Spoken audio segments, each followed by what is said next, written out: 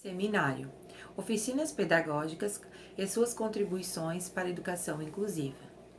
No Brasil, a expressão adotada na educação inclusiva acarreta muitas mudanças nas atitudes das pessoas, na organização, nas práticas educacionais de ensino-aprendizagem. A intenção é termos uma escola que assegura e garanta a educação para todos, um plano de aula elaborado para a turma, independente das diferenças dos alunos. Considera-se pessoa com deficiência aquela que tem um impedimento, né? A longo prazo, de natureza física, mental, intelectual, sensorial, o qual, em interação com uma ou mais barreiras, pode obstruir a participação plena e ativa na sociedade, em igualdade de condições com as demais pessoas. Ainda falta muito desempenho e melhoria nesse processo, mas a tendência é de cada vez mais termos educadores mais preparados para ensinar a pessoa com deficiência, de modo que o mesmo não seja só entregar na sala de aula, mas que ele socialize, que ele aprenda, vindo assim a desenvolver como um ser humano mais ativo. Objetivos: desenvolver projetos de adaptação inclusiva, avaliar a disponibilidade estruturais para as crianças com deficiência, pensar nas formas que o gestor poderá utilizar para auxiliar no processo do ensino-aprendizagem dessas crianças, oferecer oportunidades e condições que estimulam a percepção de si e do outro, favorecer o conhecimento interpessoal, com ações e atitudes positivas, né? Com aquela criança, aquele adolescente ou até mesmo aquele adulto. O objetivo da educação inclusiva não é tornar todas as crianças iguais, e sim respeitar, valorizar as diferenças. Você só será um bom educador quando não escolher quem quer educar. O bom educador, ele transforma a vida daqueles que passam por ele, né? Por sua vida, né?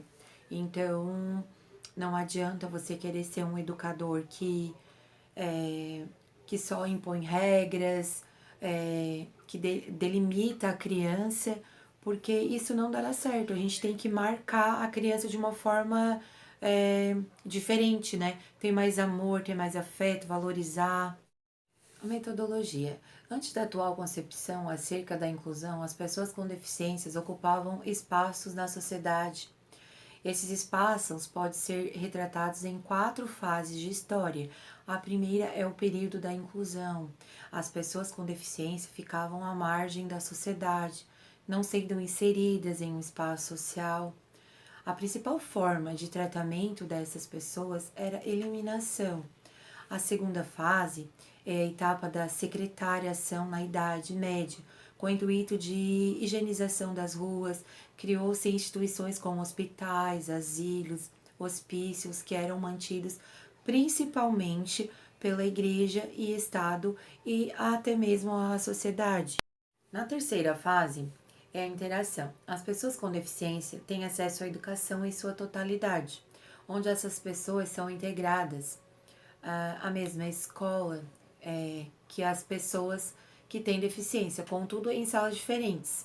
Ou seja, a pessoa com deficiência frequentam a sala especial e as pessoas que não têm deficiência passam a frequentar as salas de aulas regulares. E a quarta fase é da inclusão, período que compreende a atualidade, visto que ainda estamos em processos para a efetiva inclusão das pessoas com deficiências na sociedade, né? Já notamos esse público ocupando os mesmos espaços das pessoas sem deficiência, por exemplo, a mesma sala de aula. A inclusão não se restringe a ocupar lugares por tais espaços que devem ter condições acessíveis para que sejam ocupados, né? Dados e conclusões. Identificamos que no decorrer do trabalho a importância da boa relação entre a escola e a família faz toda a diferença, facilitando assim uma boa convivência com o aluno e com os demais e até mesmo com a sociedade, melhorando assim também a expectativa por um futuro em melhores condições.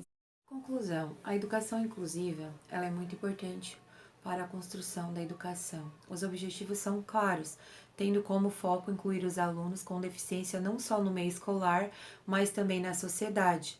Das reflexões feitas no processo da elaboração, ainda falta muito desempenho, melhorias nesse processo, mas a tendência é de cada vez melhorar e ter mais educadores preparados para, assim, ensinar a pessoa com deficiência, do modo que o mesmo não seja só integrado à sala de aula, mas que socializa e aprenda, vindo a se desenvolver como ser humano mais ativo.